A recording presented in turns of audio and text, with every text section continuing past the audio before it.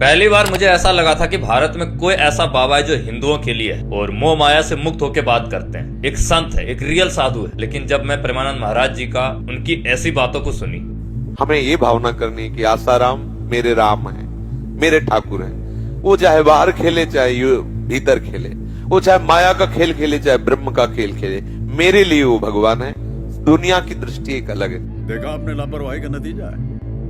ये जो बाबा भी आपने इनकी बात सुनी, बहुत सारे लोगों को बहुत ही घटिया बाबा लगे होंगे कि यार ये कैसा मतलब दलिद्र टाइप का बाबा है। बहुत सारे लोगों को ये भाव आया होगा कि एक बलात्कारी को जस्टिफाई कर रहा है जिससे सुप्रीम कोर्ट हाई कोर्ट ने इसे दोषी मानते हुए सजा दिया हुआ है, फिर ये बलात्कारी को राम से तुलना कर रहा है कि ये मेरे राम हैं। सोचिए कितनी गिरी हुई मानसिकता इनकी हो सकती है। बहुत सारे लोगों को ऐसा लग रहा हो, लेकिन रुकिए, इसके पीछे का कारण समझिए। वो भी नहीं बलात्कारी हैं, ये आपका मानना है? नहीं, ये ठाकुर जी जाने। सुनिए ना हमारी बात। नहीं है ये। अच्छा हमारी बात सुनिए। आसाराम बाबू रेप के केस में जेल में गए हैं। इस तरीके की देखा था कि रेप करते हुए तेरे सामने टेलीकास्ट हो रहा है। हिंदू धर्म की शेरनी तब तक रेप को रेप नहीं मानती है जब तक इसको टेलीकास्ट करके दिखाया ना जाए। आगे सुनो।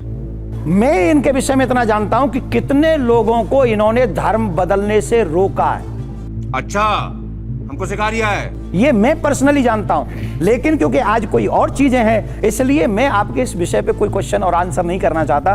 पर पर्सनली मैं जानता हूं इन्होंने बहुत हिंदुओं को धर्म परिवर्तन करने से रोका है, इसलिए मैं इनको इस भाव से नहीं देखता हूं। तुम्हारी कोई पर्सनल चॉइस नहीं हो सकती है, क्योंकि तुम एक आम इंसान नहीं हो, कथावाचक हो, और तुम कहते हो हमें 40-50 हजार लोग सुनते हैं, फॉलो करते हैं, और इसलिए एक बलात्कारी को सपोर्ट करने में, जस्टिफाई करने में ये पर्सनल चॉइस तो कभी भी हो नहीं सकती है। ये बात समझ लो। ये मेरी पर्सनल चॉइस है। अब कोई कानून है, सजा है, वो ठाकुर जी जाने और वो ये जाने। ठीक है, ठीक है। असल में ये बाबा जो पॉपुलर हुए हैं रील से हुए हैं। क्यों? क्योंकि रील में हमारी जो ये जनता है ना, मैक्सिमम जनता जो है वो है कैसी भाई, कि एक कोई बाबा मतलब भगवा पहने हुए, पीला वस्त्र पहने हुए, टिक्का बढ़िया छोप ले चौचक, अगर वो कोई तर्क वाली बात कहता है ना तो लोग बहुत मस्त से होके सुनते हैं, बहुत अच्छे से सुनते हैं। जबकि वही कोई साइंटिस्ट कहे, वैज्ञानिक कहे ना, तो ये लोग उतना उसको मतलब केयर नहीं करेंगे, उतना डीप से नहीं जाएंगे। लेकिन कोई बाबा कहे वाह भाई बाबा ने ये बात कही है, गजब यार गजब बाबा बोलते हैं भाई साहब, तर्क वाली बात करते हैं, फिर ये हो जाते हैं उनका फैन। तो इनकी जो घटिया नुसी जो बातें होती है ना वो दब जाती हैं। सिर्फ रील्स वही वायरल होंगे जो तर्क वाली होंगी और काफ़ी मज़ा आ जाएगा इंसान को सुनने में, वो चीज़ें वायरल होने लगती हैं। अब सोचिए भाई, इन बाबा को मैं कैसे एक अच्छा बाबा कह दूँ? मैंने जैसा कि कहा, सुप्रीम कोर्ट, हाई कोर्ट से सुप्रीम कोर्ट में इसका मामला लेके गया, वहां भी ये व्यक्ति दोषी पाया गया।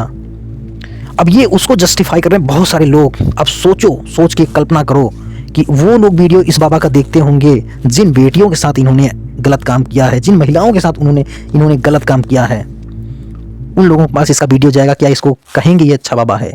कहेंगे बहुत ही नीच और घटिया बाबा है ये। कहेंगे कि नहीं? मैं आपसे पूछ रहा हूँ। बाकी वीडियो आप शेयर करिए ताकि ये भी इनका रील्स जो है ये भी वायरल हो भाई, लोगों तक पहुँचे। कैसे हैं बाबा भाई? बहुत बहुत धन्यवाद।